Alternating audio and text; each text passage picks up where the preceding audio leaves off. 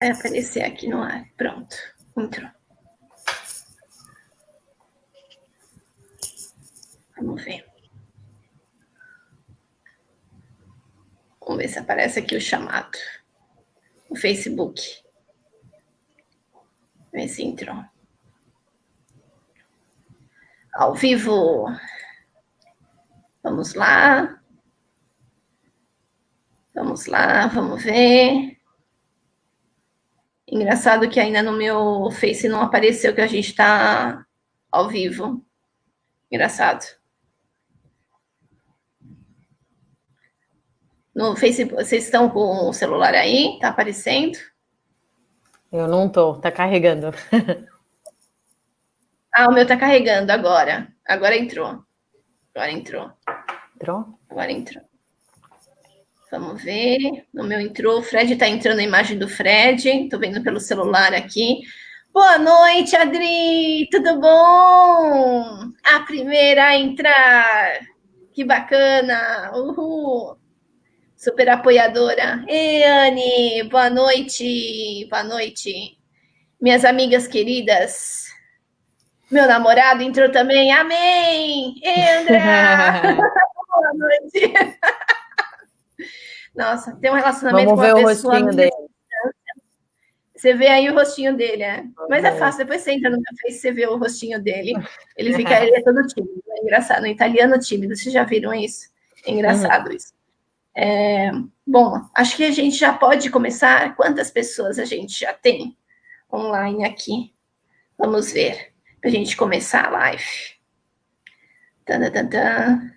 Jean, dá uma olhada para mim quantas pessoas tem online. Boa noite, Didi, tudo bem? Super bem-vindo, boa noite para todo mundo. Gente, então vamos começar. Já temos 10 pessoas. Então, perfeito. Então, vamos começar. Então, gente, boa noite, sejam muito bem-vindos, Didi. Quero agradecer muito a presença de vocês, estão me acompanhando na live. Essa é a 5ª live desse projeto maravilhoso. E eu quero agradecer mesmo de coração. Tenho uma saudade imensa de todos vocês, de verdade. E espero a gente, depois da pandemia, poder se rever, se abraçar, se beijar. E tenho muita saudade mesmo, vocês sabem disso. Então, gente, primeiro de tudo, eu queria que as pessoas que fossem entrando dessem um oi, uma boa noite para a gente identificar quem está aqui online.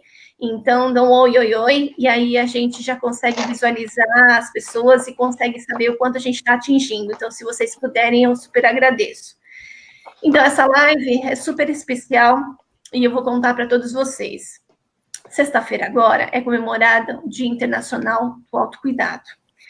E hoje a gente está fazendo, calhou, sinceramente eu nem sabia desse Dia Internacional do Autocuidado, que foi criado pela Organização Mundial da Saúde. E ela tem o intuito de reforçar a necessidade das pessoas cuidarem da sua saúde 24 horas por dia, em 7 dias por semana. Então, os pilares responsáveis pelo que a Organização Mundial da Saúde colocou incluem informação sobre saúde, autoconhecimento, realização de exames com frequência, prática de uma atividade física, alimentação saudável, evitar riscos para a saúde, entre outros pilares. E boa parte desses temas, inclusive, eu já abordei nas outras lives, que foram muito importantes para a gente conseguir realmente controlar a glicemia e a gente ajudar as pessoas nessa pandemia, porque houve uma mudança de hábitos e a gente precisava ajudar todas essas pessoas.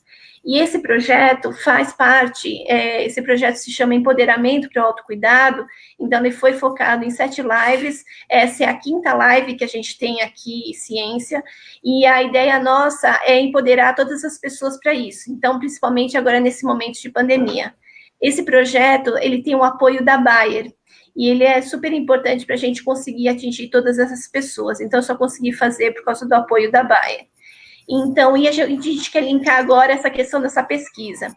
Então, uma pesquisa realizada por várias instituições, incluindo a TJ, mostrou que as principais barreiras enfrentadas por 1.701 pessoas que responderam essa pesquisa mostram que 38,4% das pessoas com condição tiveram o adiamento da consulta e dos exames, e 59,4% das pessoas tiveram mais momentos, mais episódios de hiperglicemia. E 31,2% constataram maior variabilidade glicêmica durante a pandemia. Então, e essa pesquisa mostrou, inclusive, que as pessoas com diabetes no Brasil estão alterando seus hábitos durante a quarentena, o que afetou sua glicemia, aumentando o risco de maior severidade da Covid-19 com a infecção da própria Covid. Então, para a gente ajudar e a gente conseguir melhorar a adesão ao tratamento, eu quis fazer essa live para chamar a atenção de todos vocês para essa questão do autocuidado. Então, para isso, eu chamei a Gabriela Caviccioli, minha amiga, minha super parceira, que sempre dá cursos junto comigo, junto da Secretaria Estadual de Saúde, que a gente já começou a fazer esse curso, espero que a gente consiga caminhar um pouco mais, entre outras iniciativas que eu já estive com ela em vários e vários congressos, em boa parte do Brasil, e ela, inclusive, é enfermeira, para quem não sabe, educadora em diabetes, mestre em ciências e MBA em gestão. Ela é coordenadora do Departamento de Enfermagem da SBD, ela é sócia-diretora da Alcum e também é sócia do IBTED Tecnologia e Educação em Diabetes. Então, seja super bem-vinda, Gabi. Muito obrigada, Van. Acho que é um super prazer estar aqui com você, né, para a gente compartilhar um pouquinho das nossas conversas agora ao vivo, né, e é muito bom falar desse tema do autocuidado que é tão especial e a gente acredita tanto na importância dentro da educação em diabetes. Muito obrigada, viu? E a gente também está com o Fred Prado, acho que boa parte de vocês, não todos vocês, conhecem essa figurinha, que é uma pessoa que tem sempre uma sensibilidade imensa, sempre traz uma imagem, uma mensagem positivas para a gente durante todas as lives que ele executa. Ele é influenciador digital, uma pessoa muito querida, principalmente por todos que o conhecem, e ele, inclusive, tem diabetes tipo 1 desde os 21 anos, é pós-graduado em Psicologia Positiva e Ciências do Bem-Estar pela PUC, e em Coaching pelo IBC, tem MBA em Gestão também e estudante de Psicanálise Clínica pelo IBPC. Então, seja muito bem-vindo, Fred. Obrigado, Van. Obrigado, Gabriela. É um prazer estar aqui com vocês e vamos nessa. Espero que a galera interaja bastante para a gente poder trocar ideias e sair muito mais fortalecido daqui. Ai, amém, amém. Quero deixar, então, antes da gente começar propriamente disso, vamos deixar uma boa noite para várias pessoas que deram boa noite aqui para a gente, que eu estou querendo muito ouvir o boa noite de vocês. Então, a Tarsila, nossa amiga querida, que já participou da outra live, a minha nutricionista, inclusive, a Vanessa Montanari, que também é uma médica fabulosa, já me deu várias entrevistas, uma super parceira, a Rosana, da Associação de Novo Hamburgo, uma pessoa também muito parceira, a Lúcia, que é minha amiga querida de projetos, já esteve comigo em várias outras cidades, ela trabalha na Abbott, está aqui com a gente, a minha médica, a doutora Maria Vitória Martinez. Vou marcar a consulta, doutora, juro que eu vou marcar. Eu já saí dos meus exames na semana passada, já vou marcar contigo.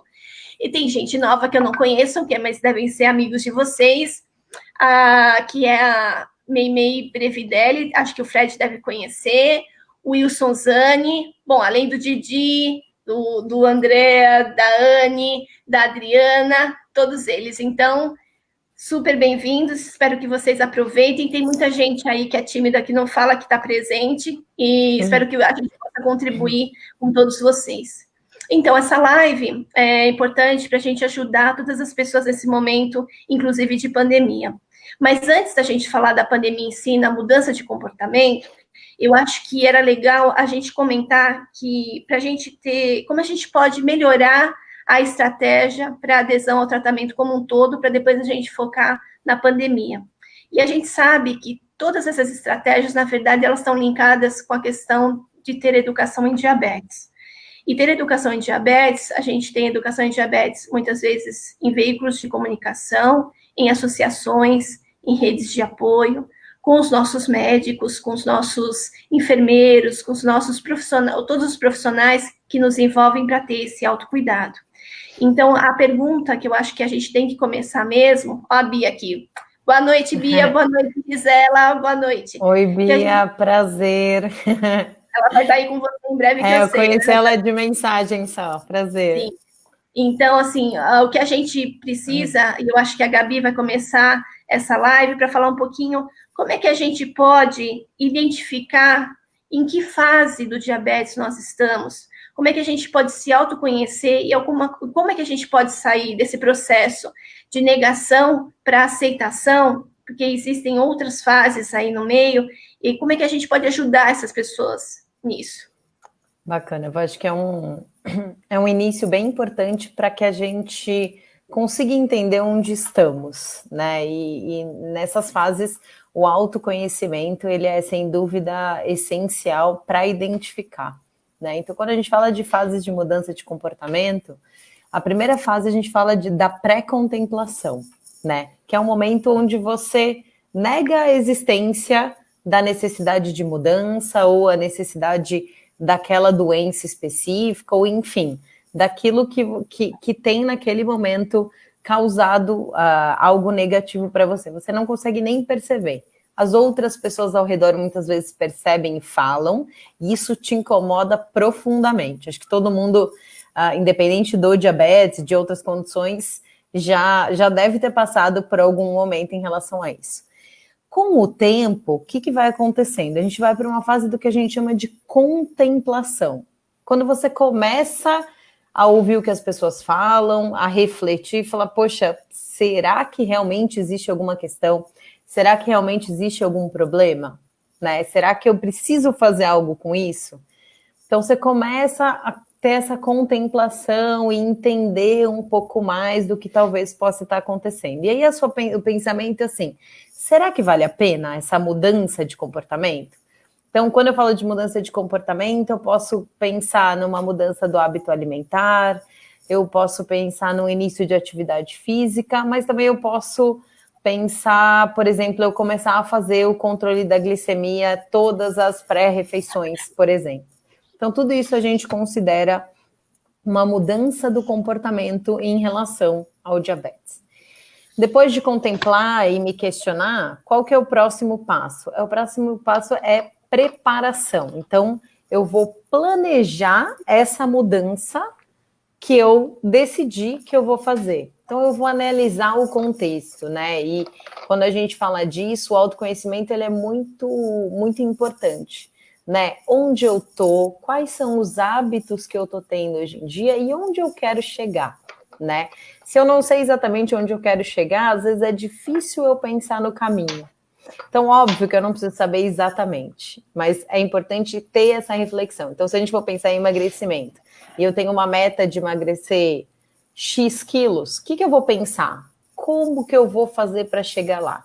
Então, eu vou incluir uma atividade física, eu vou mudar meu hábito alimentar, enfim. Eu vou planejar. Eu gosto muito de escrever.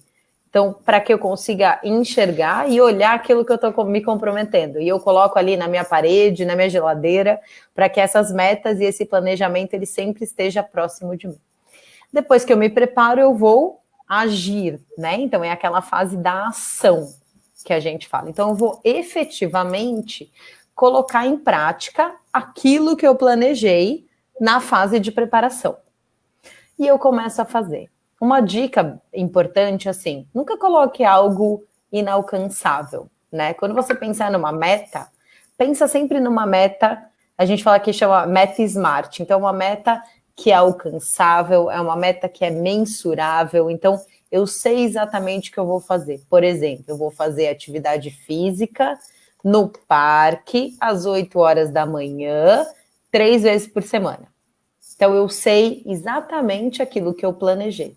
Quando eu faço uma meta assim, vou fazer atividade física, e eu não especifico essa meta, muitas vezes é bem difícil da gente conseguir alcançar. Porque a gente pode sempre deixar para o dia seguinte, para mais tarde, ou para algum outro momento. O que é importante? Depois da ação, tem a fase de manutenção, que é sedimentar essa mudança de hábito.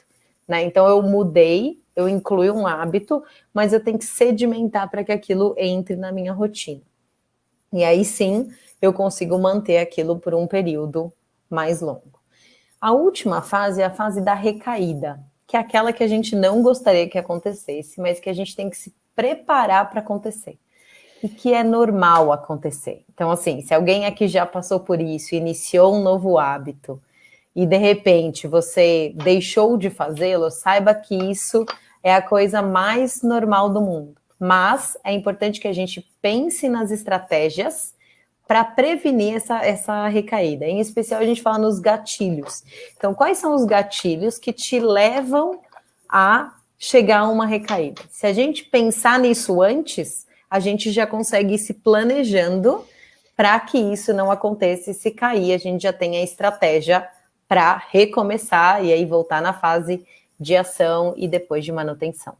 Acho que, Van, esses são as fases, né, rapidamente, aí, para a gente não ficar tão focado nessa parte mais teórica, mas é importante ter isso em mente, que existem fases e que essas fases, elas são como um círculo, né, elas podem acontecer novamente, e a gente está aqui preparado para reiniciar o processo, e isso faz parte de todo mundo que tem uma doença crônica ou que precisa fazer alguma mudança de comportamento. Você sabe que eu estava fazendo direitinho. A Tarsila me passou para fazer tudo direitinho. Aí, o que aconteceu semana passada? Foi aniversário. O que aconteceu com a Vanessa? Comeu bolo quarta, quinta, sexta, sábado e domingo. Olha que gostoso. Já ia falar, tudo que eu tinha perdido, eu acho que eu ganhei tudo de novo. Olha que gostoso. Minha glicemia ficou ótima, porque eu soube fazer direitinho. Mas, não, só o que falta, né? Então, assim, a minha meta era emagrecer. Não, eu consegui me sabotar a semana inteira. Claro que era uma semana especial, mas de qualquer forma... E tá tudo bem. Atrás, né? Eu acho que é isso, tá tudo bem. Mas talvez um planejamento, de repente, podia ser o tamanho do bolo. Em vez de um bolo grande que desse para a semana inteira, um planejamento podia ter sido um bolo menor que daria ali para 2 dias. Você não entendeu.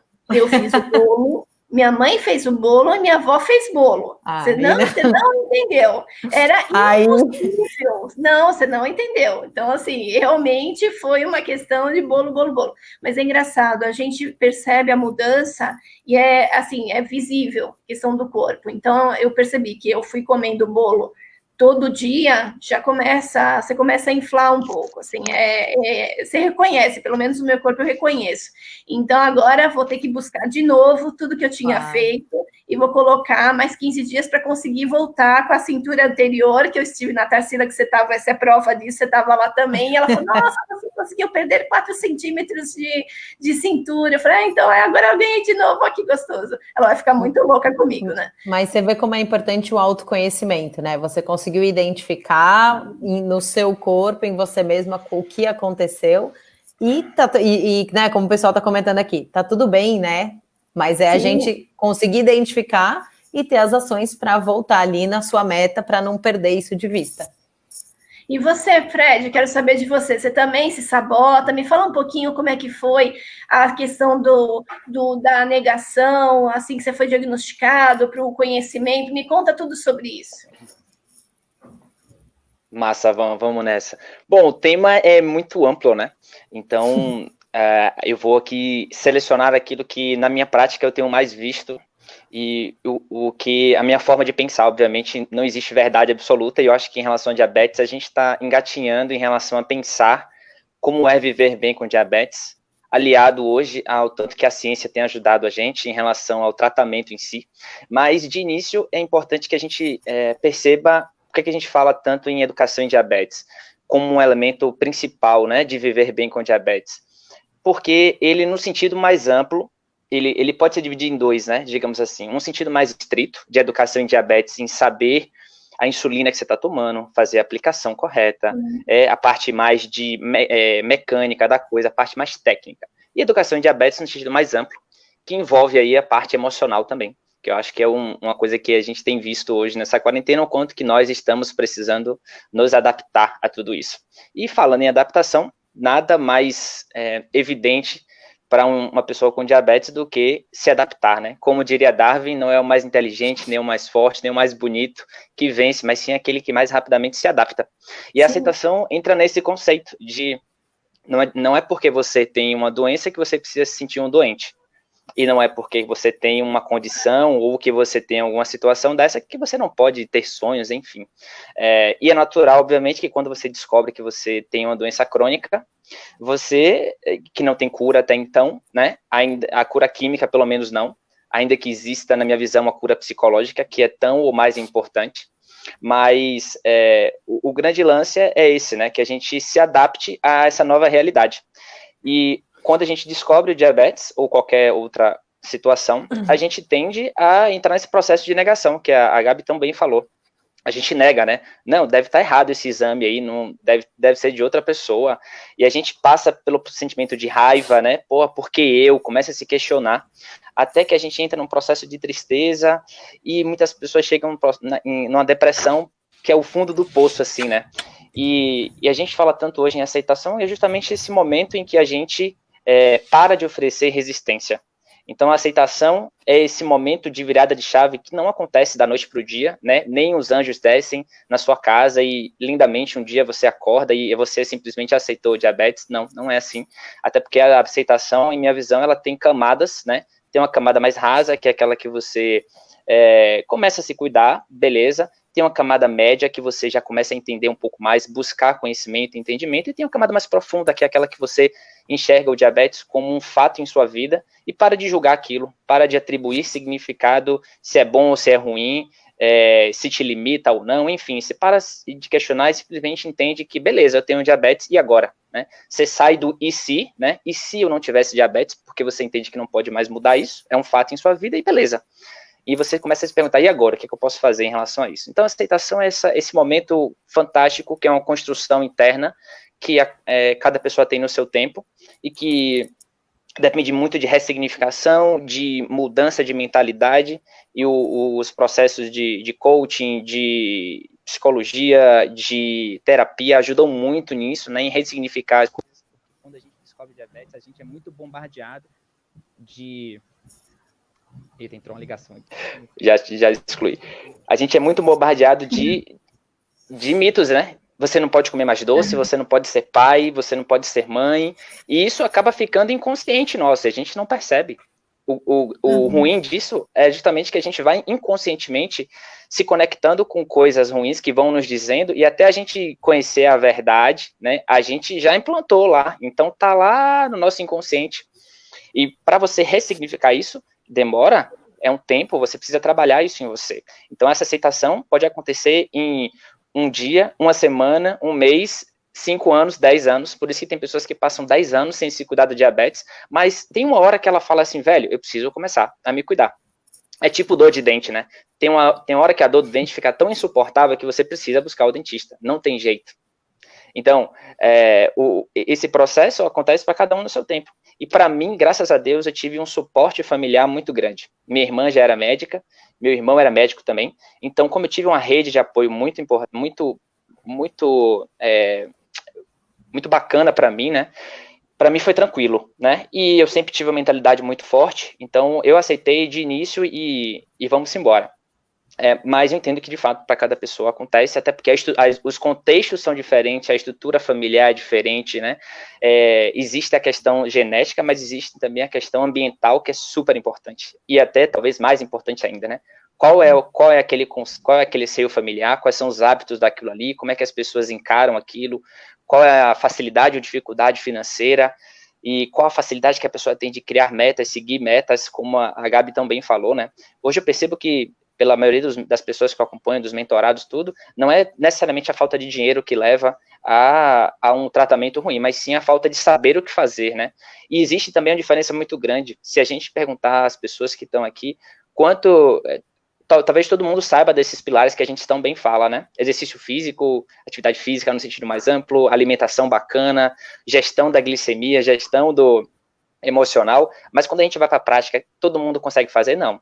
Existe uma grande diferença, como diria Morfeu no filme Matrix, né, de saber o que fazer e fazer o que tem que ser feito. Esse hiato é o que a gente precisa conversar, e acho que a educação em diabetes se encaixa nesse contexto aí, de fazer essa ponte da disciplina de bons hábitos.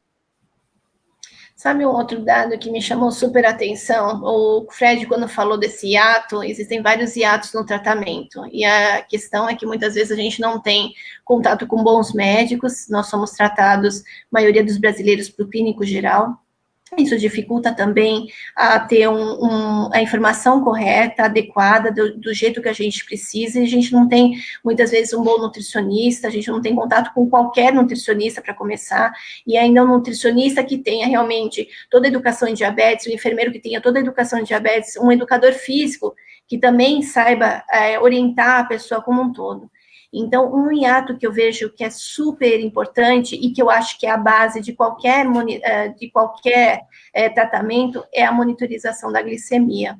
E na semana passada, eu e o Fred, a gente assistiu uma exposição da revista Abril, que eles fizeram uma pesquisa junto com a Novo Nordisk, e eles comentaram que, assim, a pesquisa, quem respondeu a pesquisa? 51% das pessoas tinham diabetes tipo 1. E essa pesquisa mostrou que 64% das pessoas, elas faziam menos de 2 medições de glicemia por dia. E assim, os dados mostram muito mais do que isso. Assim, a quantidade de pessoas que fazem uma vez por semana, tudo bem, quem tem diabetes tipo 2, quem usa medicamento oral, até pode fazer uma vez por semana, mas a gente sempre incentiva o monitoramento melhor para fazer o ajuste do tratamento. E esse me chamou muito a atenção, porque quem tem diabetes tipo 1, como é o meu caso, eu faço 7 vezes, no mínimo, a medição da glicemia, porque eu utilizo insulina, eu e Fred, a gente precisa fazer de qualquer jeito essas medições. Então, isso me chamou a atenção, porque a gente viu o hiato que tem na sociedade, e para a gente tomar uma decisão da terapêutica, a gente precisa saber quanto está a glicemia, e mostrar isso para o médico. A gente tem hoje gráficos, tabelas, a pessoa usa o que ela quiser para mostrar para o médico se ela está levando a sério o tratamento, se está correto. Então, isso é muito ruim. E aí eu queria perguntar para a Gabi, como é que a gente consegue mudar esse comportamento nas pessoas, se não for por falta de conhecimento que elas precisam medir? Como é que a gente pode estimular essas pessoas a medirem mais a glicemia e fazerem o tratamento correto? A monitorização, ela é essencial, né? A gente fala que quando você não monitora, é como se você estivesse dirigindo um carro de olho fechado, né? Então, a monitorização, ele é o nosso guia, né? Tanto da pessoa com diabetes para entender o que está acontecendo, quanto para nós profissionais conseguirmos entender o que está acontecendo também e dar os direcionamentos. A gente sabe que é um grande desafio, né? Cada um tem a indicação do número de vezes para realizar por dia, a gente sabe DM1, DM2, em especial o tipo de tratamento, né, que a gente precisa fazer, e qual é a conduta que eu tenho que ter baseado, se eu preciso de uma glicemia para basear a minha decisão, né? Eu acho que isso é outro ponto bem importante, porque também ter conduta sem uma referência é algo que coloca em risco a própria vida da pessoa, né? Porque a gente não sabe o que está acontecendo. Como estratégia, o que eu costumo dizer é primeiro entender a importância. Então, a hora que você, como profissional, ou quem tem diabetes, baixa os dados de um aparelho, ou anota ali no caderninho e olha e entende o que está acontecendo, você passa a valorizar aquele ato, né? Porque não adianta eu falar para a pessoa com diabetes, você mede 3 vezes ao dia, tá o horário, e você, quando você vem em consulta, você traz. Aquela pessoa mede e não entende. Então, acho que a primeira estratégia é entender o que significa o valor, entender qual é aquele resultado, para que você possa associar o que está acontecendo e a mudança. Acho que essa é a primeira questão. Não achar que a pessoa só vai anotar e não vai entender. Então, acho que essa é a primeira estratégia. A outra é você conseguir tornar aquilo um hábito, né? Que eu acho que esse é um grande desafio. Você tornar a monitorização um hábito, como você escova o dente, como você faz N outras coisas. Porque aquilo, para quem tem diabetes, e aí dependendo da orientação, precisa fazer parte, né? E aí algumas estratégias, como colocar um alarme nos horários pré-determinados para a gente não esquecer, porque até virar um hábito demora, né? Não é uma coisa fácil. Então, de repente, colocar um alarme deixar um monitor perto, por exemplo, se é na hora da alimentação ou se é em jejum, no local onde você com certeza vai naquele momento para que você olhe e lembre que é o momento de realizar a sua glicemia. Então, são pequenas estratégias que te ajudam a vincular essa importância da monitorização. Mas a gente sabe que é um desafio, principalmente quando você está fora de casa, né? Então, essa coisa de ter um monitor e levar as coisas, mas é essencial, né? Eu acho que é uma questão de, muitas vezes, de sobrevivência mesmo, de conseguir entender o que está acontecendo no seu organismo e de identificar.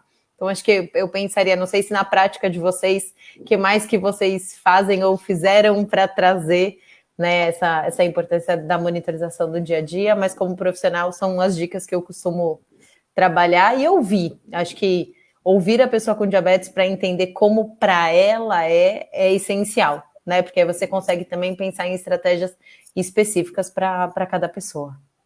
Claro. Fred, e você? Me conta um pouquinho. Quantas vezes por dia você mede? Como é que a gente pode ajudar a orientar as pessoas para estimular no seu ponto de vista?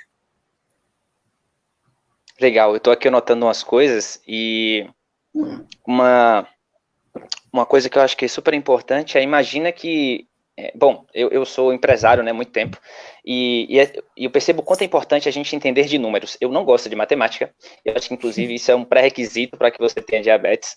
Raras exceções, como o João, mas o João é a exceção que confirma a regra, mas a gente não gosta de fazer com regra, e às vezes a gente não faz o que a gente não gosta, né? A gente é ótimo em empurrar com a barriga até o que a gente não gosta, né?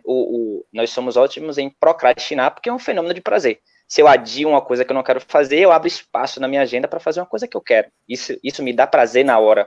Então, acho que o principal é que a gente falta ter essa dor presente, porque muitas das complicações do diabetes são em função da hiperglicemia. Hiperglicemia eu não sinto agora, necessariamente, eu sinto no longo prazo, aquelas microlesões dos vasos, etc. Eu sinto a hipoglicemia agora. Então, se eu não estou tendo hipoglicemia, a pessoa considera que está com um tratamento bacana, e não é, porque ela está com a média de glicemia muito alta. Então, o que falta muito é essa dor, que ela sabe que vai acontecer, trazer para o presente e falar, velho, eu preciso me cuidar. É tipo dentista, eu adoro o exemplo de dentista, porque dentista é muito isso, né? Se seu dente está doendo, velho, você tem que ir no dentista, você vai fazer o quê? Vai ficar tomando remédio toda hora, você precisa ir lá, por pior e mais assustador que seja, por mais ansiedade que gere, porque pode ser que você, quando tome a decisão de ir ao dentista, que é o profissional correto, você já tenha 3, 4 cáries e você já tem um dente perdido, por exemplo. Então, já vai ser tarde demais. Então, é um paralelo muito interessante que a gente pode traçar com diabetes, que a gente torne essa dor presente, porque muitas pessoas não percebem o quanto mal estão gerando para si, né, porque é uma dor que a pessoa não sente, talvez, na hora. E aí, como empresário, voltando, a gente sabe o quanto é importante ter relatórios.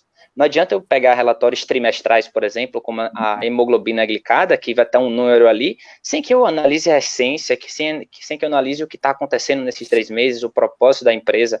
E hoje a gente já sabe o quanto que dentro da faixa-alvo é importante estar. Então, não só o número lá da glicada, mas sim como eu cheguei naquela glicada, talvez seja mais importante do próprio número, do que o próprio número em si. E não adianta eu, de 3 em 3 meses, achar uma glicada lá e falar, opa, beleza, tô bem. Sendo que o que aconteceu nesses 3 meses, né? Como é que eu vivi? Será que eu fui feliz mesmo? Será que eu vivi uma vida ou me limitei muito, né? Porque o excesso de controle também é muito prejudicial. Quando a gente tenta controlar muito uma coisa, isso é muito ruim. Todo excesso é ruim, né? E eu vejo muita gente se limitando muito porque entende uns conceitos de alguma forma equivocados e acaba se privando muito em detrimento de alguma coisa, e o preço que se paga é muito alto. Então, acho que o caminho do meio, do equilíbrio, é sempre maior, né? Como você falou tão bem do exemplo, o equilíbrio não é eu estar toda hora certinho no caminho do meio, não. Eu tenho consciência do meu caminho do meio, do meu equilíbrio, mas que eu tenho consciência também de que eu vou oscilar entre 8 e 80. Tem hora que eu vou estar mais borocochô, estou mais para baixo, tem hora que eu estou mais para cima, né? E vamos nessa. Um final de semana que você quer extravasar um pouquinho, não tem problema. O seu hábito é bacana. Não é a exceção que vai fazer com que você se desregule. Obviamente, tudo com equilíbrio, né? Mas que você tenha essa consciência de que, pô, hoje eu tô no meu 8. Eu vou voltar para o meu... Amanhã, o que é que eu preciso fazer para voltar para o meu meio, né? Então, a gente é isso, né? Tem um ingrediente individualidade de cada tratamento é o que mais deve ser preservado. Por isso que a gente fala que não tem fórmula mágica, né? Tem ingredientes muito importantes que a gente sabe, como a gente já falou aqui, mas o ingrediente individualidade, né? Aquele contexto precisa ser analisado com muito carinho e considerado, né, em sua essência. E não adianta eu buscar esses relatórios trimestrais se no dia a dia eu não estou ali acompanhando, pô, como é que está indo, sabe? Você acaba, você vai ter surpresa, com certeza, quando rolar lá o relatório trimestral. Então, todo dia você tem que ir ajustando ali, não adianta. E por isso que a medição é tão importante, para você saber o que fazer, né? Tão importante quanto medir é saber o que fazer com o número encontrado. Não adianta você medir e falar, ai meu Deus, achei um número bacana, você achou um 100, sim, mas você está no pós-prandial de 1 hora e sua glicemia vai cair, e não é bom, né? E aí você tira o 100 lá, aposta maravilhoso e tem uma hipoglicemia e... Então a gente precisa refletir um pouco mais sobre isso, né? O que acontece no backstage ali. Ô, acho que só queria fazer um comentário. Você sabe, mas... Pode falar. Posso? Acho que o Fred colocou alguns pontos, acho que é bem interessante, né? Quando você fala de hemoglobina glicada, né? A cada 3 meses, lembrar que a hemoglobina glicada ela é uma média, né? Então, as médias não necessariamente elas refletem efetivamente o que aconteceu. Então, a monitorização te ajuda a entender muito desse caminho, porque não necessariamente uma hemoglobina glicada boa significa um bom controle em alguns casos. Acho que isso é muito importante. E eu acho que um outro ponto que me fez refletir enquanto você estava falando é que a monitorização ela te ajuda a ter a liberdade, né? Então, até para poder ter esse dia onde você fala, hoje eu vou, né? Não vou ser o 100%, você entendendo o que acontece, você sabe como ter um pouco mais de liberdade, um momento onde você consegue, tá tudo bem, você vai comer o bolo, porque você estava com vontade, era seu aniversário, não tem problema nenhum, mas você monitorizou, corrigiu e não impactou sua glicemia. Então, isso é muito bom. A monitorização, ela nos dá a liberdade também. Eu acho que isso é muito, muito importante. Eu diria até, Gabi, que a disciplina nos dá uma liberdade fundamental, né? Então, porque nem todo dia você acorda motivado para fazer o que tem que fazer. Tem dia que você acorda para baixo, velho. Você tem problemas, gente. Problema com o namorado, financeiro, emocional, e acaba afetando. Você dorme mal e acorda com cortisol lá em cima, sua glicemia dispara. E você não entende, você aplica insulina, parece água. Então vai ter dia que é assim, não tem jeito. E a disciplina é o que vai fazer com que você esteja ali todo dia, sabe? Fazendo, por mais difícil que seja, você vai fazer, porque você sabe que é importante, né? É um degrauzinho. Então, e não é fácil essa disciplina, né? Não. Tem uma frase que fala que mesmo você não estando... Às vezes você faz por motivação, mas às vezes você faz por disciplina. Você não precisa estar motivado, você tem que ter a disciplina de fazer. Porque nem sempre a gente está motivado para cuidar do diabetes ou para qualquer outra coisa. Sim. E assim, eu concordo, porque você sabe que a gente, agora transportando um pouco para a pandemia, a gente se descontrolou, foi normal, eu conversei com a Tarsila, ela entendeu e todo mundo teve essa questão. Então, hoje, muitas pessoas estão com problemas de depressão, porque ficaram isoladas, porque não estão motivadas. Muitas pessoas interromperam sua prática de atividade física. Gente, eu não interrompi, quero deixar bem claro, eu continuei fazendo, sabe? De um jeito, eu fiz aqui em casa, com tornozeleira, com peso, mas eu fui fazendo, continuei andando na praça sozinha, hoje já ando com uma outra pessoa aqui do prédio, mas assim, eu procurei por mais doce, eu queria preencher algo que eu não estava feliz naquele momento, naquele mês, eu descontrolei, então foi engraçado, até a gente falando da hemoglobina glicada, mas eu consigo identificar. Eu lembro que um pouco antes da pandemia, do anúncio da pandemia, eu estava com 7% de glicada. E agora eu fui medir de novo, fui fazer o exame, que eu preciso voltar à médica, tá 7,5. Por quê? Teve um mês que eu descontrolei. E eu percebi isso. Então, eu fui na Tarsila, a gente conversou, ela adaptou, aí eu tive que adaptar toda a dieta, eu tive alguns episódios de hipoglicemia durante aquela semana que eu tive que adaptar a diminuição da quantidade de carboidrato à noite, e aí começou a dar muita hipoglicemia. Então, isso fez com que eu tivesse o autoconhecimento e olhasse para mim e falasse assim, eu errei, eu sei aonde eu errei. Então, para a gente conseguir dar conta dessas situações, eu acho que, Fred, você pode falar para todo mundo como é que a gente pode lidar com isso, né? Com essas sensações de depressão, de ansiedade. A Tarsila comentou comigo, olha, Vanessa, quando você está com essa sensação de ansiedade, em vez de você procurar algo doce para comer, tenta ver o que é uma válvula de escape para você. É assistir um filme, é assistir uma série, algum episódio, uma música. Você tem que achar uma outra válvula de escape para conseguir dar conta disso. E você não precisa necessariamente preencher pela alimentação. E aí eu queria ver contigo, Fred, o que você sentiu nessa pandemia, nesses meses que passaram, se você teve esses episódios, e como é que foi para você, e como é que a gente pode ajudar a pessoa a sair, se ela já está nesse momento ainda de depressão, de ansiedade. De novo, um tema muito, muito bom e muito profundo, né? Para a gente, vou dar uma pincelada aqui naquilo que eu acredito. Bom, desde o início da quarentena, para mim tem sido um desafio, né? Eu já estava num processo de adaptação grande, né? De me desconectar de alguns negócios físicos e ir para um negócio digital, mas não esperava que fosse tão abrupto assim, né? Acho que ninguém esperava por isso. E, portanto, é um novo cenário que a gente precisa se adaptar. E, novamente, toda adaptação leva tempo. Cada pessoa tem o seu momento.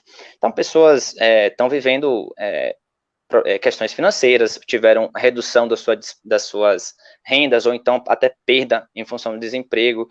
Os relacionamentos, com certeza, estão sendo submetidos a uma pressão muito grande, né?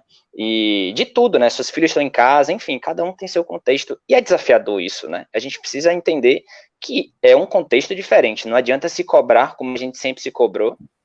Aliás, o tanto que a gente se cobra nos trouxe a essa loucura que é hoje, né? A sociedade do cansaço, como diria o filósofo sul-coreano Han. Ele tem um livro intitulado A Sociedade do Cansaço, que ele fala, né? Pô, hoje a gente tem aquela questão, né? A máxima do Obama lá, né? Yes, we can. E a gente assume que a gente tem que fazer tudo. Você tem que ser milionário antes dos 30 anos, você tem que ter uma glicada de 6 sempre, você tem que se comparar com os outros. Então, esse excesso de comparação é muito prejudicial. Então, acho que o principal entenda que você é um ser diferente de outras pessoas, que você tenha os outros como parâmetro, né? Mas não de comparação no sentido de falar, eu sou um lixo porque segunda-feira o cara tá tomando uma cerveja numa lancha em alto mar, eu tô aqui trabalhando, né? Então, cada um tem um propósito de vida, cada um tem um contexto e entende isso, não adianta. É óbvio que entender suas limitações não quer dizer que você tem que aceitá-las. Você pode aumentar os seus limites, mas todos temos, né? Tem pessoas que... Eu não poderia dizer, por exemplo, que Gisele Bündchen seria uma pessoa que eu poderia namorar, porque não tem condição nenhuma, não só pela questão da beleza, mas porque estamos longe, né? Talvez se estivéssemos perto, isso fosse possível, mas não é, então isso é uma limitação. Mas não impede, obviamente, que eu expanda os meus limites e que eu tenha uma namorada muito bonita, enfim. Essa percepção acho que é mais importante. Então, o quanto que a gente se cobra nesse momento é uma chave. Convencionou-se que o estresse é uma coisa negativa, e na verdade não é. O estresse é positivo. O excesso de estresse é negativo, que gera o burnout, que é a gente sentir, cara, eu não consigo dar conta disso tudo. Que turbilhão é esse que eu estou? Né? E a gente pifa, e você precisa de um dia na sua semana que você desconecte um pouquinho, que você fala, cara, senão não vai dar certo isso aqui.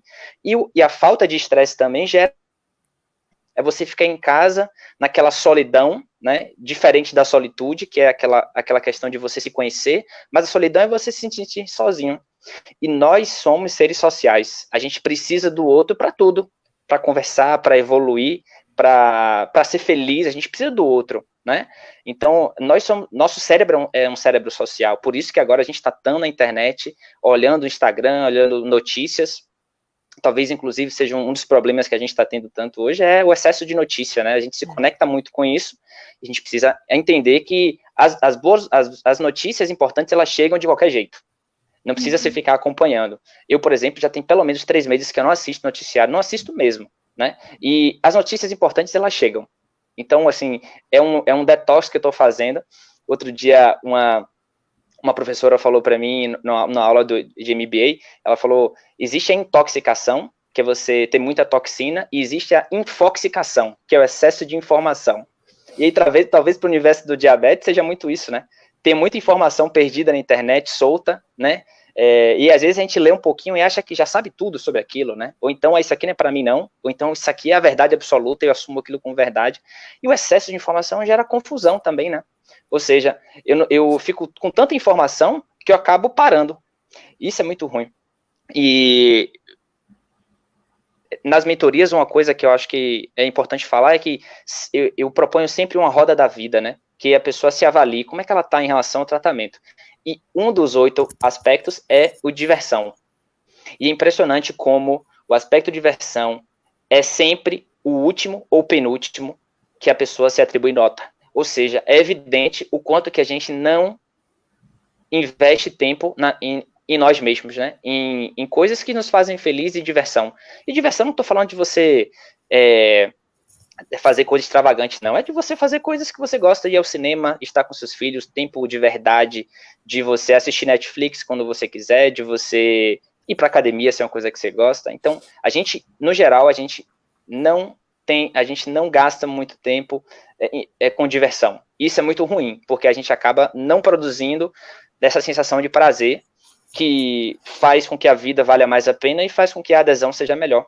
Então, quando a gente está muito triste, é óbvio que a adesão ao tratamento não será a mesma do que se eu tiver no sentido mais budista possível, né? De estado de espírito, de felicidade aberto, de gratitude, independente do que aconteça. Óbvio que minha adesão ao tratamento vai ser diferente, vai ser especial, né? Então, eu vou buscar sempre estar ali. E eu não estou falando, assim, de tempo, não. Se uma pessoa tem um mês de diabetes, que descobriu diabetes, ou um ano, isso não tem diferença. Eu falo sempre que minha mãe, com certeza, minha mãe, ela tem carteira de habilitação há muito mais tempo que eu. Minha mãe tem 60 anos. Eu tô com 32 agora, não parece, mas tenho.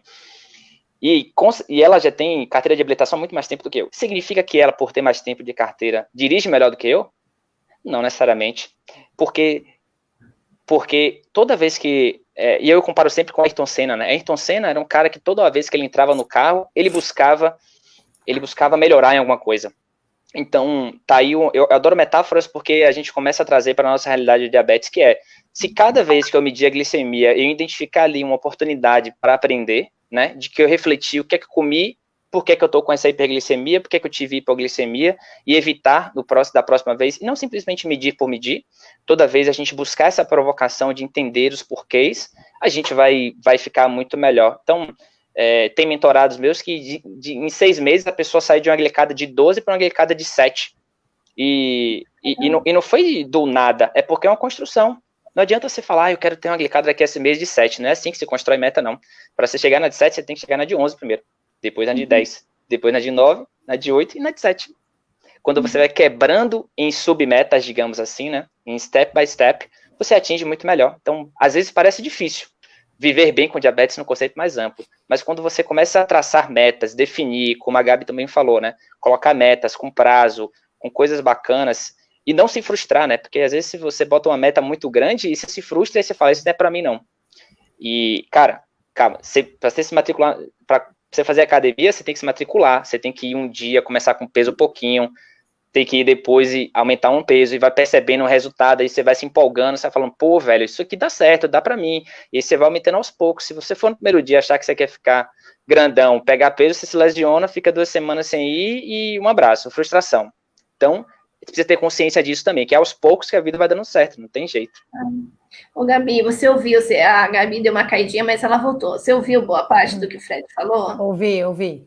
Você concorda com ele? Me fala o que mais você acrescenta para a gente. Concordo, super, né? Eu acho que é uma visão bem interessante, né? Que eu super concordo. Acho que a gente falou, os dois acabaram falando bastante da questão de metas e como as coisas são construídas, né? E acho que complementando, na verdade, que eu concordo com tudo. Acho que é a questão, pensar assim, a gente está num momento diferente, né? A gente está nesse momento de pandemia. A gente passou por um processo de adaptação, que eu acho que isso é super normal para qualquer mudança, né? E se a gente for pensar no diagnóstico de diabetes, por exemplo, também existe aí um processo de adaptação, então a gente acabou vivenciando isso dentro dentro da pandemia, mas é você conseguir olhar para esse novo momento e se adaptar com aquilo que é viável, né? Então, talvez a diversão, como o Fred colocou na roda da vida, era de um jeito, mas como eu consigo adaptar para a realidade que eu tenho hoje? Porque se eu ficar sentada aqui pensando o que eu fazia há 3, 4 meses atrás e achar que só aquilo é positivo, eu vou ficar mais quantos meses aqui sentada? A gente não sabe exatamente, né? As coisas, elas tendem a melhorar, mas ela tem um período. Então, é o tentar olhar o momento atual, né? Onde eu estou hoje e o melhor que eu posso fazer nesse momento daqui para frente, né? E não só ficar vivendo ou olhando para trás. Então, hoje estamos na pandemia, atividade física. Poxa, eu gostava de ir na aula de balé com as minhas amigas, com o meu professor. Infelizmente, eu consigo fazer isso? Não dá mais para fazer. Mas eu consigo fazer uma aula online, ou eu consigo entrar no YouTube, tem vários vídeos ali de atividade física que eu vou tentar adaptar lá na cadeira da sala, ou eu vou... Enfim, a diversão não é ir no bar, ou ir num cinema, num teatro, mas a diversão é, de repente, fazer um happy hour online, né? Ou assistir uma série que às vezes eu acabava não assistindo. Enfim, eu acho que a gente ter esse olhar de como eu posso mudar e me adaptar às coisas para esse momento. E não ficar sempre pensando naquilo que foi, mas como a gente pode estar bem agora. E aí eu vi uma das perguntas, uma pessoa que comentou, acho que foi a Graça, sobre a questão da assistência médica, né? E o quanto isso tem impactado, né, em função aí do momento da pandemia no controle, né, da glicemia e na acessibilidade dos serviços de saúde, né? Então também é uma outra fazendo um paralelo, é pensar a maneira diferente de fazer isso. Então tem muitos locais que estão oferecendo atendimento online, é diferente, foge da nossa zona de conforto sem dúvida, mas vamos tentar essa opção. Né? Se o local onde você está habituado a passar, ele te oferece isso. Né? Alguns locais do SUS a gente não tem exatamente o atendimento online, mas eu tenho uma ligação telefônica que é possível fazer, ou eles vão priorizar quem vai à consulta ou não. Enfim, eu acho que a gente tem que estar aberto a esse novo momento para que as adaptações sejam feitas e que a gente consiga estar bem com aquilo que a gente tem hoje na mão, né? Aquilo que é possível. Ô, Van, me permita só complementar um pouquinho, eu lembrei agora que você me perguntou da ansiedade, velho. E aí, rapidinho, só para que as pessoas consigam entender, quando a gente fala de ansiedade, num conceito mais amplo, assim, de ciência do bem-estar, né? Ansiedade é quando você se percebe pensando muito no futuro, tá? E depressão é quando você se percebe muito pensando no passado. E são dois problemas gravíssimos, talvez um dos maiores problemas mundiais, né? Problemas da nossa cabeça que a gente não consegue se conectar com o momento presente. Toda hora eu estou pensando e como é que vai ser amanhã, até quando isso vai durar, e essa ansiedade vai gerando uma angústia que é super ruim, e a gente perde muito tempo nesse tipo de pensamento, de ansiedade, e que existe uma ansiedade que é normal, mas existe uma ansiedade, como aqui, por exemplo, antes de começar a nossa live, obviamente que eu estava ansioso, é uma expectativa minha que é normal, e não é essa ansiedade que é ruim, mas sim aquela ansiedade prejudicial, que me gruda na cama, que eu não quero levantar da cama porque eu estou ansioso, eu estou pensando, assim como a depressão. E depressão não é tristeza de você olhar para o passado, não tem problema, você vai naturalmente olhar para o passado, mas a depressão é você se conectar muito com o passado que você não consegue sair de lá. E obviamente com uma pessoa com depressão, com a tristeza muito profunda, ela não tem uma adesão muito boa ao tratamento, ela não faz o que tem que fazer, geralmente os resultados dizem muito sobre o que aquela pessoa está vivendo. E o Freud também falou que muito do que a gente faz é em função do nosso inconsciente, não está no nosso consciente. Eu sei o que eu tenho que fazer, mas eu acabo não fazendo porque inconscientemente tem coisinhas ali que acabam me puxando para baixo e me amarrando. Então, esses dois processos de ansiedade e depressão são muito ruins e a gente precisa estar atentos a ele. E digo mais, não é agora que a gente vai sentir eles, não, é daqui a pouquinho, né? Lá para setembro, final do ano, início do próximo ano, que a gente vai ter uma enxurrada de pessoas que já estão, né? Mas a gente vai ter uma enxurrada de pessoas ainda mais com esses problemas e precisa de ajuda, não tem jeito. Tem que buscar um bom profissional de terapia, né? Então, quando a gente fala em grupo em multiprofissionais, né? Obviamente que médico, nutricionista e também psicólogo, terapeuta, psiquiatra quando precisa. Tem que ter toda essa galera aí, senão você não anda, velho. Não adianta você ter uma medicação bacana, ter bomba, se você não tá bem para utilizar ela. Uhum. Claro, e eu acho que, na verdade, por isso que a gente está falando tanto nessa live, nessa questão da educação em diabetes, porque senão não faz sentido nenhum.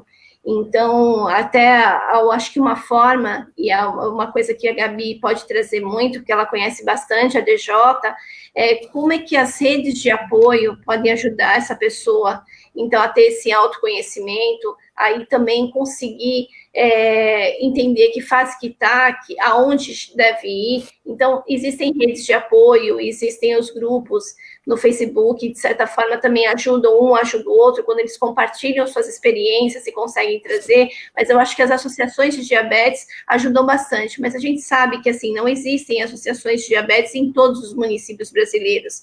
Então, a gente tem ciência de 35, 40, 50 associações de diabetes no país.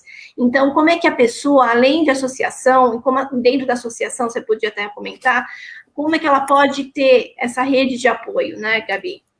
Acho que as associações têm um papel fundamental, né, em relação ao diabetes, tanto no momento do diagnóstico quanto posterior, né, e a gente vê o quanto é importante o envolvimento e quantas pessoas com diabetes acabam se envolvendo nas associações para também dar suporte para quem está chegando, né, para as pessoas recém-diagnosticadas ou, enfim, que são novas nas associações. Além de você garantir que você tem uma informação realmente fundamentada e de qualidade, né? E dentro das associações se formam muitos grupos, tem muitas atividades, muita discussão, enfim, acho que é essencial, né, para toda pessoa com diabetes ter referências. Além disso, as redes sociais também, elas são uma rede de apoio. Eu só chamo a atenção um pouquinho para que a gente tenha uma avaliação crítica com as informações. A gente tem muita informação boa aí nas redes sociais, no Google, nas páginas, YouTube, enfim, mas também tem informações que não são tão de qualidade, ou é aquilo que acontece comigo, que funciona para mim, que não necessariamente vai funcionar para todo mundo, né? A Fabi Couto, que eu até vi que ela tá aí, ela sempre fala muito isso nas lives, né? Que assim, o tratamento do diabetes, ele é individualizado. Então, o que dá certo para o Fred, o que dá certo para a Vanessa, não necessariamente daria certo para mim se eu tivesse diabetes. Então, esse olhar é de extrema importância. Mas a troca de experiência, ela é super positiva, né? E às vezes com algo que alguém coloca, você pode aplicar para você. Não estou falando de medicamento, nada disso. Mas de repente, o Fred falou que ele usa, ele tem aí, né, um outro preparo técnico, mas a roda da vida. Então, poxa, de repente eu vou lá dar uma olhada do que é isso, e eu faço isso para mim, e consigo entender, e busco um profissional para me ajudar a interpretar. A Vanessa falou um pouco da questão da alimentação, ou tive essa dificuldade, estou ajeitando dessa forma. Isso é muito importante, eu acho que tem que ter. E assim, nós profissionais, eu até brinco, cheguei a falar um dia brincando, nossa, acho que eu queria ter diabetes, gente. Porque assim, eu vejo tanto, né, brincadeira, claro, mas assim, no sentido de o quanto a vivência que vocês têm ajuda muito, né? E a empatia do outro, né? E essa troca que acaba tendo. Então, isso é muito importante, quando você tem outras pessoas que também passam exatamente. Eu sei bastante, mas eu sei muito do que me contam, de vivências de pessoas que eu atendi, mas quando você vivencia aquilo, é importante. E ouvir de alguém que também tem, é bacana, né? Então, isso é de extrema importância, mas sempre lembrando da individualização do cuidado. Então, essa rede de apoio dessa troca, eu acho super importante, dos grupos que são feitos, e a rede de apoio familiar também, né? Quer sejam amigos, família, enfim, pessoas próximas do trabalho, da escola, né? Estão pensando aí bastante nos adolescentes, que eu sei que isso é um super desafio, né? Então, essa questão da convivência na escola, na faculdade, enfim. Mas é muito importante que as pessoas próximas saibam, né, que você tem diabetes, compartilhem das suas dificuldades, das suas conquistas, né, e estejam preparadas junto com você para te ajudar em algum momento de autocuidado que for necessário, né? Então, o Gustavo está comentando aqui, ó. O paciente me perguntou hoje se ele tinha diabetes. Eu falo que eu tenho diabetes tipo 3, que eu convivo bastante, então é um outro tipo de diabetes. De quem ama muitas pessoas com diabetes.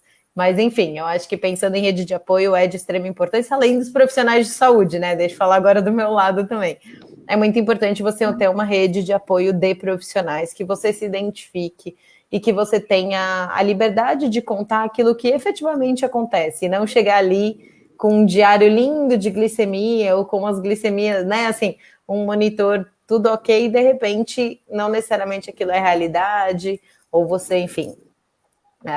É importante que você confie no profissional que está com você também, porque o objetivo dele é te ajudar, né? E tá focado na sua qualidade de vida.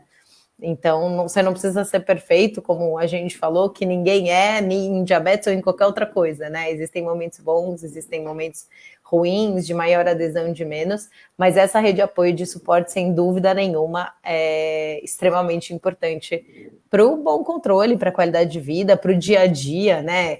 Essas trocas, tem encontro dos blogueiros, tem uma série de coisas aí que é bem interessante, e eu acho que é super saudável. E para quem assim está nessa área do diabetes há alguns anos, é uma mudança muito grande, né? A chegada de todo mundo que tem compartilhado a sua vivência, e eu não tenho dúvida que as pessoas têm aprendido muito com essa troca de experiência. Então, sou super a favor da troca, com certeza.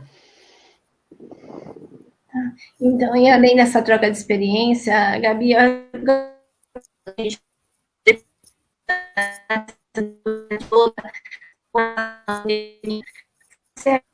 gente também pode utilizar esse momento para um autoconhecimento maior, da gente poder aproveitar isso, para a gente poder visualizar. De repente, hoje, por exemplo, eu troquei muito com a Marcela comentou, já teve gente que emagreceu essa pandemia, porque começou a comer mais em casa. E teve gente que mudou, seja a maioria das pessoas, como é o meu caso também. Mas eu acho que existiu, talvez, até dependendo se a pessoa realmente prestou atenção, um maior controle, porque a partir do momento que você, muitas vezes, está em restaurante, você não sabe como é feito direito. Eu erro mais frequentemente quando eu estou fora de casa e eu estou comendo algo que eu não sei ainda como é preparado. Muitas vezes o ingrediente que eu não tenho naquele prato, muitas vezes que até que aumente por causa da gordura do alimento que vamos supor risoto. Risoto que, por exemplo, a mãe faz, não vai gordura quase nenhuma. Mas o risoto que a gente come fora de casa, geralmente, dependendo do sabor, tem creme de leite, tem outras coisas que fazem com que a glicemia suba. Então, a minha glicemia agora é muito mais estável e controlada. Quando eu costumo viajar, que eu vou para muito lugar, enfim, a gente dá palestra, tem encontros das associações, fica tudo mais complicado, porque a gente come coisas que a gente não está acostumada. Então, eu queria saber como é que a gente, além dessa questão da alimentação, da gente conseguir visualizar e de parar e ter mais um tempinho para a gente conseguir monitorar melhor, como é que a gente pode utilizar a pandemia a nosso favor? Bom, vou começar. Acho que é isso, né? A Vanessa colocou um pouquinho de como hoje esse autoconhecimento da alimentação tem ajudado, né? Então, acho que isso com certeza é bem positivo, né? De entender quais são os impactos, entender exatamente, por exemplo, o que a gente está comendo, porque você entra numa rotina maior. Acho que a atividade física é um outro ponto. Quem nunca disse que não tinha tempo para fazer atividade física? Né? E não que agora a gente tenha tempo sobrando, depende aí com que você trabalha, enfim, mas muitas vezes a gente consegue adaptar melhor nessa rotina. Se a gente pensar, por exemplo, o tempo que levava para ir até o trabalho e voltar, se de repente você utilizar isso para uma atividade física, sem dúvida nenhuma, a gente pode entender isso como benefício. E quem sabe isso não vira um hábito, né? E com disciplina, com uma motivação inicial e com uma disciplina posterior, a gente não pode tornar isso um hábito de atividade física, por exemplo. E a gente percebeu hoje que a gente consegue fazer em casa, né? De repente eu não preciso pagar uma academia ou alguma aula específica, então acho que isso é uma motivação, né? O outro ponto que eu traria é a questão do controle glicêmico, né? A gente tem ouvido aí as notícias ou evitado de ouvi-las, mas a informação chegou de que as pessoas com diabetes que não estão com um bom controle glicêmico, elas têm maior risco de desenvolver as complicações relacionadas ao Covid, né? Não tem relação com adquirir, né, o vírus, mas quando você tem um controle glicêmico que não está adequado, você tem maior risco de ter as formas mais graves e complicações. Então, eu tenho falado isso bastante para as pessoas com diabetes, que vamos tentar olhar isso como um incentivo, né? Que a gente tenha um bom controle para que a gente se mantenha mais saudável e reduza, então, o nosso risco individual. Acho que esse é um outro. E outra coisa que eu traria são as lives, né? A gente nunca trouxe tanta informação como a gente tem trazido atualmente, e são várias lives, a Vanessa, então, está com esse projeto de várias, eu sei que o Fred também tem algumas lives no canal, a Fabiana Couto no Divabética também, enfim, a gente tem trazido muito mais informação, e tanto os profissionais quanto as pessoas com diabetes aí envolvidas mais nas redes sociais têm se disponibilizado para esses bate-papos. Eu acho que isso dá acesso, né? Talvez numa outra situação, muitas dessas informações as pessoas não teriam tanto acesso. E eu vi aqui no comentário o Edivaldo falando um pouquinho sobre a questão da parte de sexualidade, tanto para homem quanto para as mulheres, né? Só aproveitando, a gente fez uma live na SBD, que está lá disponível no SBD, a Sociedade Brasileira de Diabetes, falando da questão da sexualidade feminina, justamente por isso, porque é um assunto que a gente não conversa. Então, a pandemia trouxe essa oportunidade, né, de assuntos diversos. Tem a DJ também, que tem várias lives super interessantes, mas enfim, acho que o acesso à informação, eu diria que é o maior ganho da pandemia desse momento. Não sei se o Fred concorda comigo, se tem mais algum ganho para a gente pensar junto. Pode falar, Fred. Sim, eu acho que agora a gente vive num momento muito privilegiado de se não total, mas pelo menos uma intenção muito clara de democratização, né, da educação em diabetes, através de diversos meios, e democratização não necessariamente gratuita, mas sim só o fato de você poder se consultar com um médico referência no Brasil através da videoconferência, isso para mim é democratização. Você não precisa mais ficar ali sujeito a uma cidadezinha, a um médico clínico geral, como você bem falou, Van, que não te entende, não adapta, e você junta um dinheiro, faz uma consulta por videoconferência e vai ser feliz. A democratização, agora acho que a gente vive um momento muito especial nesse sentido, e também de tratamento, né? Insulinas novas, muita coisa bacana. Se é verdade que ninguém escolhe ter diabetes, é também verdade que a gente pode escolher viver bem com diabetes. E essa escolha é individual, né? Existem hoje, você consegue fazer um curso do MIT ou de Harvard no YouTube de graça. Basta você baixar os PDFs lá, e então tem muito conhecimento, muita coisa bacana na internet, basta que a gente procure. Se você quiser entender sobre contagem de carboidrato, vai no YouTube, vai no Diabetes Academy, segue nutricionistas bacanas, tem muita gente falando de uma forma muito, muito, muito legal. Óbvio que, às vezes vai parecer que é um quebra-cabeça, né, e uma pessoa já experiente vai te ajudar a montar o quebra-cabeça muito mais fácil. Né? É um bom profissional, nada substitui isso, mas o conhecimento, pelo menos o mais simples, você consegue. Então essa busca é individual, não cabe mais aquela desculpa de, ai meu Deus do céu, eu não tenho dinheiro, ou etc, porque o conhecimento, quem quer busca, né? Tem uma frase que diz que quem é ótimo em inventar desculpas não é bom em fazer nada. Então, é um pouco disso. Às vezes a gente acaba se colocando uma série de obstáculos que, na verdade, não existem. E quando a gente quer uma coisa, a gente vai lá e busca, né? Eu acho que é um pouco disso. Agora está sendo um convite fantástico para a gente olhar para dentro, né? Não tem jeito. Você não pode viajar para fora, viajar para dentro.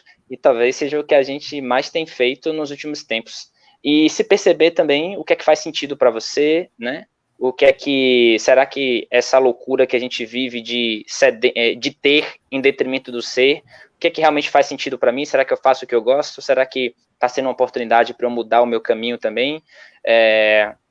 Não sei, é hora de você se conectar, e não digo que isso é fácil, porque a maior batalha é essa interna que a gente vive, e agora a gente não foi convidado, né? A gente foi intimado para essa viagem interna, e é difícil, velho, você se deparar com seus medos, suas frustrações, seus defeitos, né? E você perceber, você aceitar, você se sentir vulnerável, compartilhar com outras pessoas. Não é fácil isso, mas ele é extremamente importante. Esse autoconhecimento é o que vai dar, junto com essa habilidade de entender como é que se adapta a você, vai dar ferramentas para que o seu médico, o seu nutricionista adapte.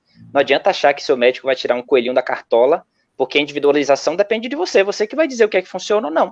Se a cada consulta você não levar informações novas, vai continuar a mesma coisa. Então, não vai rolar essa adaptação. Então, acho que esse autoconhecimento, junto com essa educação em diabetes, é o que forma um casamento perfeito aí, né?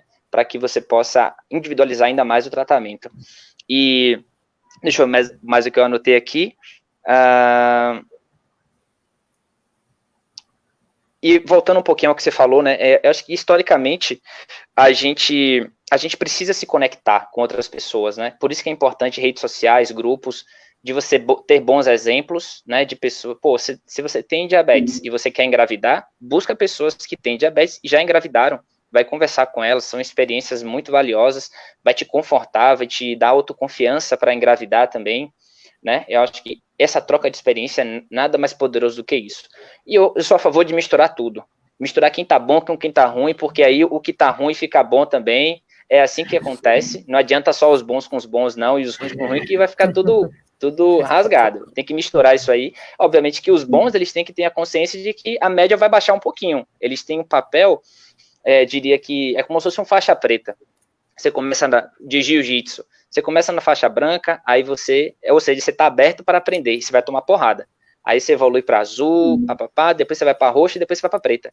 E a preta não é o cara que aprendeu tudo e sabe tudo, não. Ele sabe da ignorância dele, ele quer ali aprender mais, mas ele sente a necessidade de ajudar o faixa branca, o faixa azul, as pessoas que estão no nível abaixo deles. Então, obviamente que eu acho que a internet tem possibilitado muito isso hoje, né? As pessoas que se sentem bem em compartilhar informações de qualidade para inspirar outras pessoas, para ajudar outras pessoas. Então, eu vejo um movimento muito claro de uma série de, se não faixas pretas, de faixas roxas, faixas azuis, querendo ajudar quem está no faixa branca. Isso é muito bom, né? Essa humildade, essa vontade de ajudar o próximo. Ou seja, eu percebo que o diabetes não é só uma coisa minha, existe algo maior do que isso. E se eu puder ajudar uma pessoa que seja, faz sentido. Não é porque eu, Fred, tenho mais seguidores do que eu posso ajudar mais pessoas que outra pessoa não pode ter e eu vou desmerecer essa pessoa zero. Pelo contrário, quando surge um Instagram novo com responsabilidade e que principalmente compartilhe coisas técnicas de médico e tal, eu faço muito isso. Quando é assunto técnico, eu não me envolvo, eu compartilho dos outros. O meu só é a parte que eu domino, e meme, brincadeira, e a parte psicológica, a parte técnica é mais fácil eu compartilhar do que eu me arvorar a escrever, né? Por mais que eu saiba, é muito mais fácil eu compartilhar do que eu tenho que toda hora inventar alguma coisa, postar. Faz muito mais sentido que a gente compartilhe do que eu tenha que criar. E assim, por exemplo, foi pensado o livro, né, Van? Ou seja, se eu fosse pensar... É legal você falar, eu ia ainda agora. Se eu fosse pensar num livro que só eu escrevesse, talvez demorasse muito tempo. Pô, vamos compartilhar, vamos jogar para 100 pessoas participar de um projeto e fazer isso se tornar realidade. Então, eu acho que essa colaboração, a gente migra da colaboração para uma cultura de egocentrismo normal que a gente estava vivendo. O nosso normal era isso, né? Egocentrismo em detrimento do ecocentrismo, né? Do mundo como algo maior que nós. E agora a gente está percebendo que a gente faz parte do mundo, e não o mundo sem a gente continua sendo mundo. A gente sem o mundo que não é nada. E aí havia uma inversão clara de valores, e acho que é esse o convite, né? E também acho que quando a gente descobre diabetes, o bebê do ser humano, se você observar na natureza, é o bebê que mais precisa de cuidado, de carinho, né? Você demora aí, você nasce e você precisa de cuidado, velho. Você precisa de 2 anos ali, 3 anos de sua mãe, de seu pai, de cuidados. E um bebê de uma girafa, por exemplo, ela já nasce correndo. Um bebê de um golfinho também já nasce nadando, super vital. E a gente precisa de cuidado. E quando a gente descobre diabetes, é um pouco disso também. Você acaba virando um bebê, de alguma forma, né? É uma Alice no País das Maravilhas com um mundo novo. E você precisa de cuidado. Se você não se conecta com pessoas que te ajudem, e você acha que sozinho você pode conseguir, eu acho difícil. Quanto mais você se conectar com pessoas boas, com bons exemplos, com bons profissionais, mais rapidamente você vai atingir um nível, né, de adulto e de maturidade para que você possa encarar o diabetes de outra forma. E facilita tudo. Acho que hoje essa cultura de tribo que a gente vive há muito tempo, se a gente não se juntasse em tribo, historicamente, a gente não sobreviveria, né? A gente é muito mais fraco que um leão, que qualquer coisa. A gente só sobreviveu durante tanto tempo porque a gente se juntou, né? Juntou eu, você, a Gabi aqui, somos 3 e a gente matou um leão. E aí a gente inventou o fogo, e a gente inventou a roda, e aí a gente foi construindo, porque se cada um fosse por si aqui, com certeza a natureza teria consumido a gente. Então, essa necessidade de se conectar em tribos é um pouco do que eu vejo em relação ao diabetes agora, né? Eu tenho diabetes, beleza, vou me conectar com essa galera aqui, que são 17 milhões de pessoas no Brasil, e a gente pra caramba. Então, aí esse livro foi bacana. Eu fui até uma das revisoras desse livro quando o Fred me convidou. Fiquei super feliz, porque é o que ele falou. A gente precisa, muitas vezes, a pessoa que tem o diagnóstico, ela se sente sozinha no primeiro momento. E aí, muitas vezes ela não conhece pessoas que tenham também o diagnóstico. A partir do momento a gente percebeu histórias de pessoas que falaram, nossa, a primeira vez eu estou tendo contato com outras pessoas que têm diabetes. Então, eu estou vendo histórias que me inspiram. Então, de repente, esse livro que o Fred organizou, idealizou, é uma forma de inspirar outras pessoas para saber, para mostrar para as pessoas que a nossa vida tem mudanças, sim, muitas mudanças, mas a gente consegue ter uma vida normal como qualquer pessoa que não tivesse essa condição ou qualquer outra doença crônica.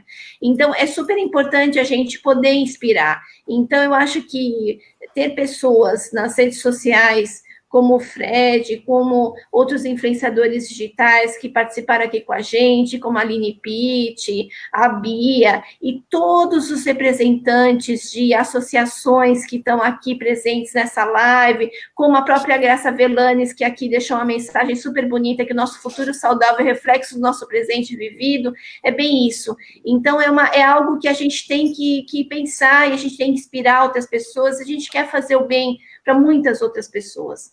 Então, essas lives foram feitas para isso, para a gente inspirar muitas pessoas, e aí a manifestação de todos vocês é super importante, porque a gente sabe que a gente está colocando uma semente na cabeça de boa parte de vocês, e vocês vão refletir, e amanhã vocês vão acordar diferentes do que vocês estavam hoje, e vão pensar, poxa, o que eu posso fazer, um pouquinho que eu posso fazer hoje para melhorar o amanhã, talvez é algo que te ajude a controlar a glicemia para não ter as complicações do diabetes. E mesmo a pessoa que eu já vi que tem pessoa que tem uma complicação do diabetes, que teve AVC, que escreveu aqui, mesmo ela, hoje ela pode conseguir reverter essa situação para não ter um outro AVC ou outra complicação, a partir do momento que ela olha para o hoje e consegue tomar atitude hoje de uma forma bacana para conseguir reverberar no futuro.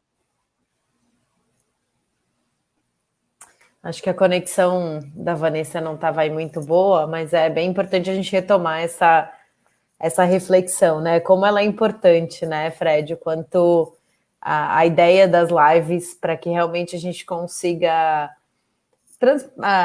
socializar, falar um pouco daquilo que é sentido, né? Total. Oi, acho que a Van voltou.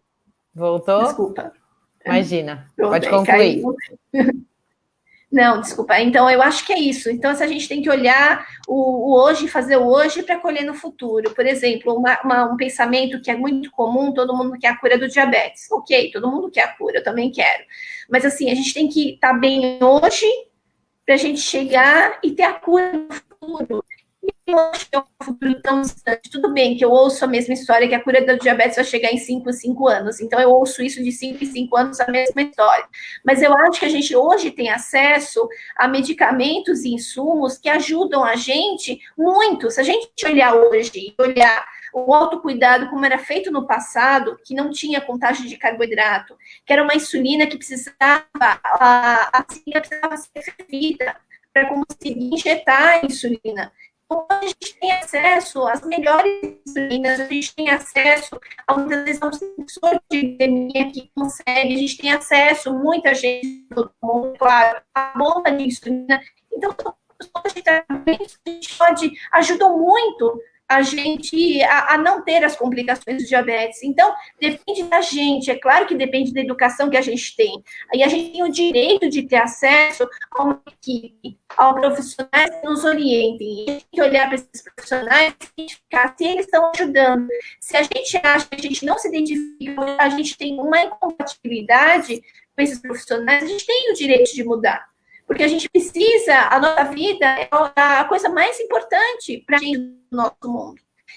Então, a gente tem que olhar, tem que ter o livre-arbítrio, claro, e a gente tem que prosseguir, mas a gente tem que ter essa escolha e ser muito consciente do que a gente quer daqui para frente. Então, todos vocês que estão comentando, as pessoas que têm complicação do diabetes, as pessoas que têm outras dificuldades de conseguir entender. Teve uma pessoa aqui que escreveu que o médico deu um medicamento, mas ela falou que ela não tem diabetes, mas deu um medicamento para diabetes. Então, de repente, ela tem uma pré-diabetes. Por que não pode iniciar tratamento? Ou ela pode perguntar para outra pessoa, pode perguntar para outra pessoa, ou então, a gente deve chegar lá. Essa que é a questão. E aí, por isso, eu gostaria muito de saber a mensagem de vocês, de todos vocês, como é que a gente pode ajudar ainda mais as pessoas nesse momento, como é que a gente pode motivá-las, deixar uma mensagem final dessas pessoas acordarem de manhã e falarem assim, não, hoje será diferente do que eu fui ontem e eu serei uma pessoa melhor daqui para frente. Eu queria que vocês falassem, Gabi. Nossa, desafiador, né? Acho que é muito o resumo de tudo que a gente colocou, né? É se autoconhecer, eu acho que esse é o principal, é entender que cada um vai fazer as coisas de uma forma, no seu tempo, mas que a gente não perca esse foco de cada vez mais ter um melhor controle glicêmico por meio de todos os pilares da alimentação, da atividade física, de toda a questão emocional relacionada ao diabetes, que tem muita relação com esse autoconhecimento, né? Então, se eu pudesse deixar um recado, acho que é esse: se autoconheça, utilize o que a gente tem hoje de tecnologia para fazer isso também, para que você também conheça o seu diabetes, para que você consiga tomar as melhores decisões. E respeite o seu tempo, né? Acho que tudo acontece passo a passo. Não, você acordar amanhã, você vai querer ser melhor, mas isso não quer dizer que você vai ser 100%, né? Estabeleça planos de melhoria e faça isso da forma mais consciente possível. Então, aproveita essa motivação, escreve tudo aquilo que você gostaria que fosse e depois analisa e traça o plano. Qual é o plano de ação para eu chegar naquele objetivo final? Para que não seja uma motivação momentânea, que eu estou assistindo a live, mas que eu esqueça tudo aquilo que eu senti, que eu pensei e que eu tive vontade de fazer, né? Para que seja algo um pouco mais consistente e que isso possa ter continuidade com o tempo. E conta com as redes de apoio, né? Conta com os seus profissionais, que com certeza ninguém chega lá sozinho, né? Em relação ao diabetes ou, enfim, a outras coisas, é difícil a gente chegar lá sozinho. Então, conta com o apoio, que isso é de extrema importância para alcançar os seus objetivos. Antes de passar para o Fred, eu queria até sinalizar para todo mundo, a Gabi agora fundou com outros profissionais de saúde o IBTED. Então, é um instituto que reúne quase todas as especialidades para ajudar o tratamento da pessoa com diabetes como um todo. Então, lá tem enfermeiro, como ela, tem nutricionista, como a Tarsila, tem a Tarsila também está junto, acho que no IBTED, se eu não me engano, tem a Paula Pascali, que também está junto, tem a Mônica Gabay, tem a Vanessa Montanari, de médicas aqui. Então, são pessoas que eu conheço, que eu confio, tem o educador físico, o William Komatsu. Então, a gente tem uma boa parte desses profissionais para ajudar a pessoa como um todo. Então, a partir do momento que esses profissionais estão unidos no mesmo local, eles conseguem conversar entre si e ajustar o tratamento dessa pessoa.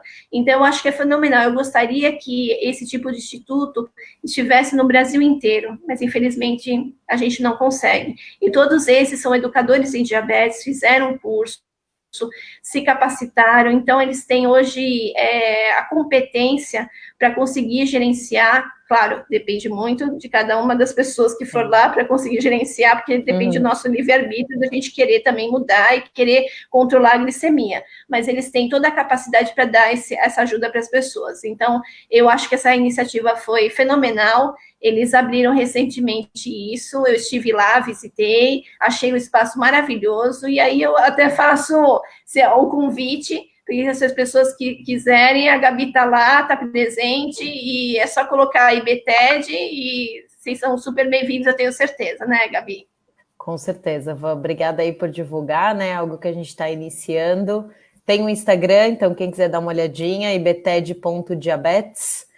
E é isso, a gente faz, o foco é o atendimento da equipe interdisciplinar, né? E a gente tem o atendimento online também, pensando em acessibilidade, um pouco daquilo que o Fred falou, porque a gente entende o quanto é importante, mas a ideia é que seja tudo em equipe, né? Para que a gente possa ter esse olhar da pessoa com diabetes como um todo e junto, né? Sempre focando na pessoa com diabetes como centro do cuidado. Então dá uma olhadinha lá no Instagram e a gente sempre também vai colocando coisas desse processo educativo para também auxiliar, independente de ser nosso paciente ou não, tá? É aberto para todo mundo que a gente possa compartilhar aí conhecimento e ter a troca de experiência, como a gente estava falando um pouquinho aqui. Fred, sua vez. Van, eu queria primeiro agradecer você pelo convite. Para mim foi um prazerzaço estar aqui com a Gabi, conversando. Acho que todo momento que a gente tem dessa forma é um momento de profunda reflexão, e quanto mais a gente faz, mais a gente consegue pensar sobre diabetes. E esse tema que eu acho que ainda é muito pouco pensado, principalmente em relação a viver bem com diabetes. É muito mais do que números, muito mais do que coisas que a gente possa definir como padrões. E eu vou falar um pouquinho do que eu acho que faz sentido para mim, né? Bom, todo dia eu acordo, eu faço uma meditaçãozinha de 5 minutinhos e eu me conecto com um sentimento que eu acho que é fundamental, que é a gratitude, né? Então, funciona para mim eu me conectar logo cedo com isso, independente das dificuldades que eu vou enfrentar no dia a dia, que são muitas. Eu também tenho meus dias, muitas dificuldades, de todos os níveis, como todas as pessoas, mas por mais que eu estude muito sobre a mente humana, já esteja nesse processo há muito tempo, ajudando muitas pessoas, obviamente que eu também tenho as minhas dificuldades. Então, o sentimento de gratitude eu acho que é a coisa mais bacana, né? Pouco ou muito você tem saúde, você tem mais um dia, você tem força para lutar pelas suas coisas.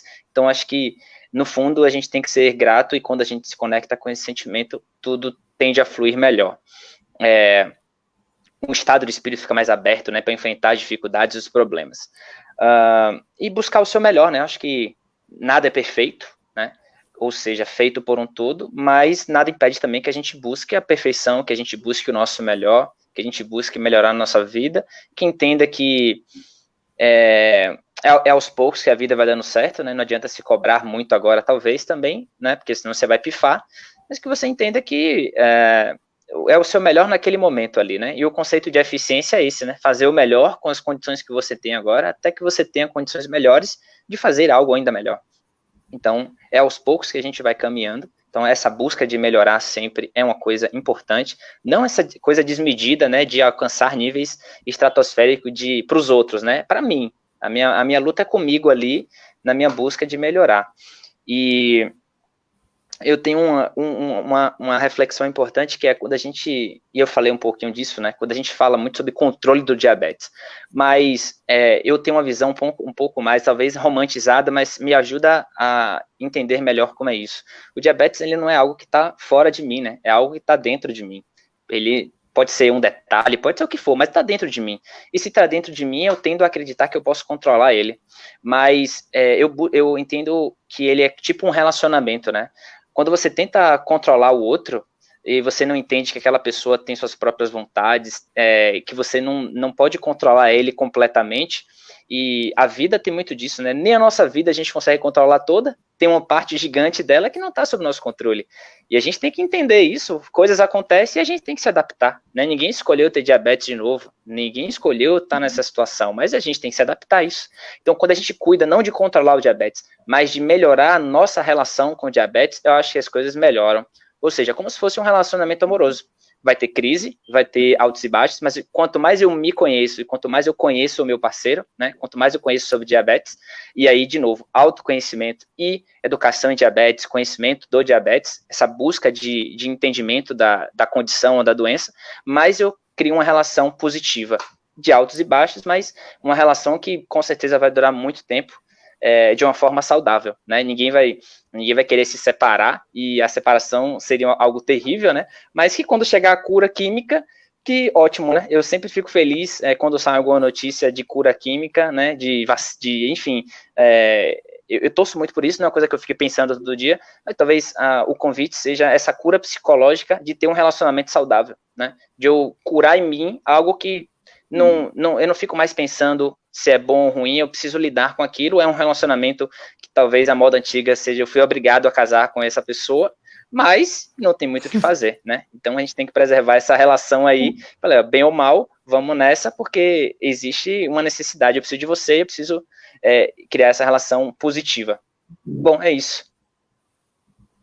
A Rosana até escreveu que a Rosana da associação lá de Novo Hamburgo, minha amiga, diabetes é uma menina manhosa que precisa ser cuidada. Mas é isso mesmo, assim. E essa menina manhosa é travessa, e ela tem momentos que ela também dá o olé na gente, e a gente acha que é tudo bonitinho, mas a gente tem os aspectos psicológicos, emocionais que interferem e que fazem com que muitas vezes ela suba ou ela desça.